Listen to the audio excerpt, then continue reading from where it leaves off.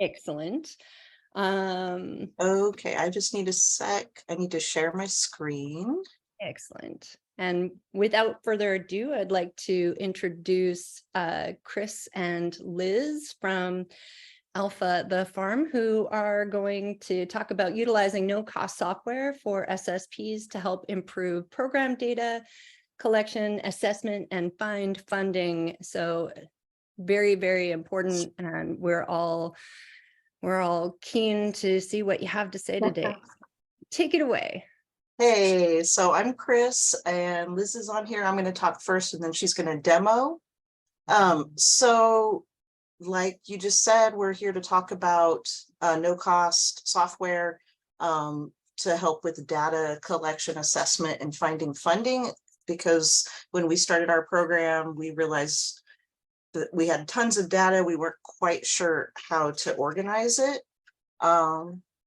So let's see. I have this on the wrong sort of screen. How's that? Can you still see that? Okay, so this is what we started our SSP in 2018. And so this is just kind of like a little snapshot of what we've been doing since then. So I think most significantly, you can see how much it grew. It's grown in the past couple of years. And here's just an example of some of the data that we collect. So I just want to say, I'm going to go pretty fast through this so we have some time to demo. But real quick, this is software that Google Workspace makes available to nonprofits at no cost. It's pretty user-friendly. It's a great way to get your data in a usable formula. And you can do it on a variety of devices. You can, anything that has an internet connection, you could do this on a phone, you know, on your computer, on a tablet, whatever. And another great thing about this and why we use this instead of our case management software is it allows for anonymous client. So we don't have to collect anyone's names, which is hard to do in your regular case management software. Also, this is HIPAA compliant. If you sign a BAA with Google, which you might not need to do if you're not putting PHI in, but just in case you are, just know that that's an option.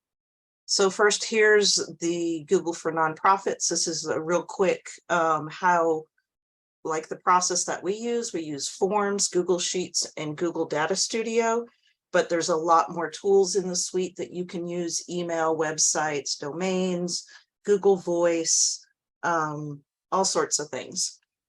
So first, this is like the form that is used to do a client intake, or actually anytime a client comes in for services, this is the form that gets pulled up. And this is really cool because you can set up different kind of work paths or flows through this form. So like if you were to click like the person's new, can you still see it? Okay, sorry, I got a pop-up reminding me I'm presenting right now. So this, you can see how if someone's new, it'll take you to one section. If someone's returning, we don't need all of, you know, the demographics for them. It'll take them to a different section.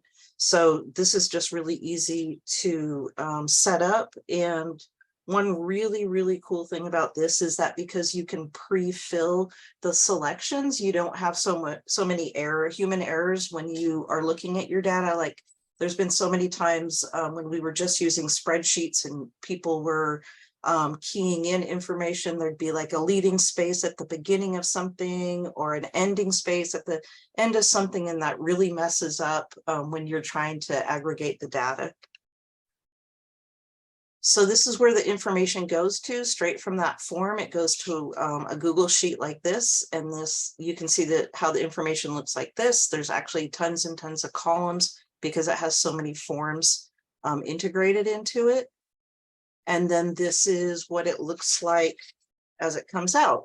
And this is super great well, I was supposed to tell you on the sheets that it's a great idea to lock the form to keep other staff members from maybe messing up your beautiful data and breaking all of your dashboards. So this is what Looker Studio looks like. It used to be called Data Studio. So this is the same as what I started with, but you can see here I highlighted that one chart, and you can see to the right kind of like what you need to do to set it up. So, and then I wanted to talk about like some ways that we used this for program assessment. So right here, this is just, you know, even a pie chart can be super informative. When we were first starting up, we noticed like we had all these cookers and people didn't want cookers, and we were kind of like, what the heck's going on? Because, you know, opioids and everyone's supposed to want a cooker. But then when we started looking at our data, we realized that almost half of our clients are exclusively using meth and didn't have a demand for cookers. So we were able to change our, you know, our orders and supplies and that sort of thing. Here's another example. We have a client survey that we give. And here's one thing: we were kind of trying to assess the need for Hep C treatment services. And trying to figure out if people would actually want to access them at the syringe access program, because we've kind of heard that, oh no, people wouldn't want to do that because it's too much like a clinic, and people, they don't trust clinics and things like that. So we wanted to see this so we could go and make plans and talk to providers and say, yeah, actually, there is a lot of interest in having treatment here because we're trusted and because we're centrally located and, you know, someplace that people go already. And so this is a way that we were able to find some funding. This is, we pulled all of the data from 2017 and 18 from Wilkes County. We're in North Carolina. Wilkes County is one of the counties that's been identified by the CDC at risk for a HIV or Hep C outbreak. So when we started doing our rapid testing there, we were just blown away by how many positives we had on the rapids. So this is where we could look at this and say, you know, out of all the tests, we're getting 67% positive rapids. So this led us, Liz, my coworker right here, you know, coming to me and saying, you know, Chris, we have got to do something because we can't give all these folks risk reduction strategies that include not sharing works or needles when there is no access. So we were able to use this information to appeal to a local funder and get some startup funding for a pilot project that ended up being extremely successful.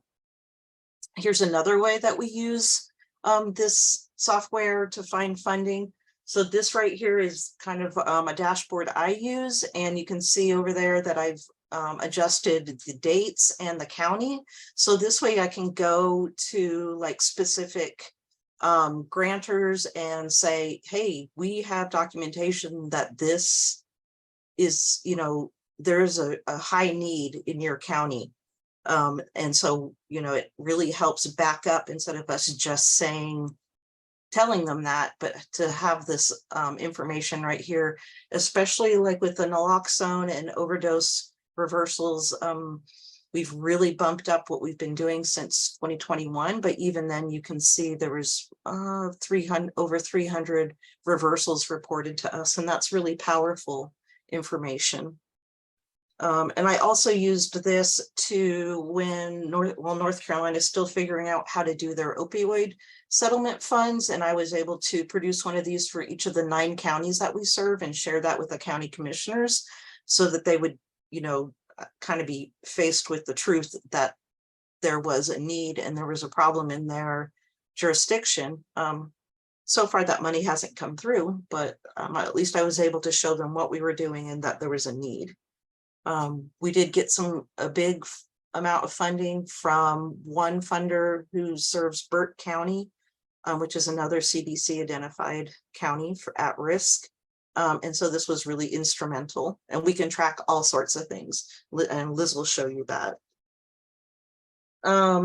And so this is a dashboard that Liz put together for a grant that we have. So she was able to pick the indicators and measurements that that particular grantor funder wanted. And then so she can either print this and send it to them, or it can be set up to automatically send on a certain time frame. So it could be like every month, every week, every year, whatever. So that's a pretty cool feature. So next, Liz is going to take it away and show you live demo. Yes, so can you stop sharing yours? Yeah. I think it's what it's telling me. So kind of to also add on to what Chris said, like we were having like state and local meetings like with other harm reduction agencies, and one of the biggest things that like was a common consistent theme was we don't know how to collect our data. Some people were still using spreadsheets, some people were using paper, and it was kind of all over the board. And what would happen is our state wants an annual report done. Like a lot of programs are saying how that was hard to pull that data together. So we were funded with a grant from our North Carolina Injury and Violence Prevention branch to kind of mentor an agency in Wilkes County that took over their syringe exchange there, as well as create a toolkit that shares all this data. So this is kind of the example of the dashboard, and like what Chris was saying is some of the main benefits of it is like, for example, Chris can have her own dashboard, I can have my own dashboard, but we're looking at we're pulling from the same raw data. So we're not getting that she's seeing 5 unique people and I'm seeing, 10. So that's one benefit. But the dashboard allows you to pull by time frames, or you can pull by different things. So if I say I want to see what happened in this quarter, I just go to it. My internet's probably really slow where I'm at, but it'll populate, and then only the data measures for that quarter will show. If I want to narrow it down even further and say, I want to know what happened in only this certain county during that quarter, it'll narrow it down even further. And so some of the other ways we've used this is that we have blended our data. So like I can take my testing data and my harm reduction data and add it together. So there's not a limit to how many like sheets you can put and connect to these dashboards. Another way we use it, which if I can find, sorry, it's so weird when your screen is on because I can't find my windows. Another way we use it is our resource guide. So, people are always constantly, needing resources and referrals and things like that. So we've kind of set this up the same way where we have a Google form, we input the raw data, in, and then people can come, and this is actually, I'll show you here, embedded on our website. So people can come here and they can look from just the website and say, hey, what's in, Burke County, or I want to search for a specific, it contains food pantries, for example. So the data studio is beneficial not just to harm reduction agencies, but any agency that's kind of just needing to be able to easily pull data. It's not like Excel where you have to continuously like develop formulas and put in things like that. So the main thing that kind of we want to share from this is also our toolkit. So this is a Google Drive folder that we made public, and from that we created this where it's a document that kind of goes through everything as far as like how do you set up it doesn't look good that way. How do you set up Google Data Studio? How do you get the BAA if you do want to put confidential information in there? What kind of way, like using forms. So we use a lot of forms that are blended. For example, we have one form that captures our day-to-day interactions, new intakes, as well as naloxone, but it has different levels of the form where I can skip certain sections if I want to. So it kind of goes over like pros and cons of that.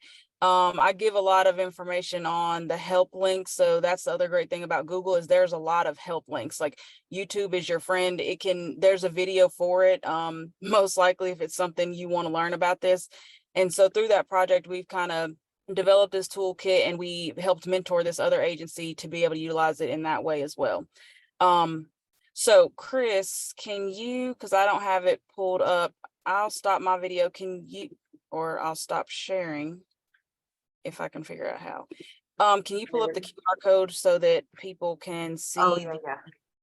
So Chris will share the QR code, you can just use your phone to scan it, just like you did with the word clouds, and it'll take you to the toolkit. The other thing about the toolkit is there are forms in there. So you can see that this is like the actual form that we use. So you can kind of see what data we're collecting. But you can also, if you like it, make a copy and adapt that form. Like you can make a copy of it to your Google Drive, and then change the questions or do whatever fits for you. I think that was it. So questions? Wow. Wow. I see a lot of people being like, I am so excited. I am going to do a deep dive into this because it's really going to benefit my org or what it is that we're doing as a whole. So this is amazing. So I'm going to go through the questions. We just have 3 minutes before moving on to the next, and we are only 10 minutes behind our piece. So it looks like the QR code brought up an error message, but that's okay. We will make sure that we get you the right QR code in our follow-up email to everyone who's registered today. And I see you've got a link in there as well to the Google Drive. So thank you so much, Liz and Chris. This is a absolutely amazing. Oh, it looks like someone refreshed and then it came up. So the error code has been fixed. Amazing. On the fly. It's great. Okay. A huge round of applause for the Alpha team and at the farm, and thank you so much for that knowledge sharing. I'm like, I can see all of our data folks like so excited. I can feel it, the anticipation of how this is going to benefit the community at large. Like, what a beautiful thing. Thank you so much for sharing it with us. I look forward to more in the future. Amazing. Anyway. I'm always blown away by the ingenuity and innovation of humans. So thanks.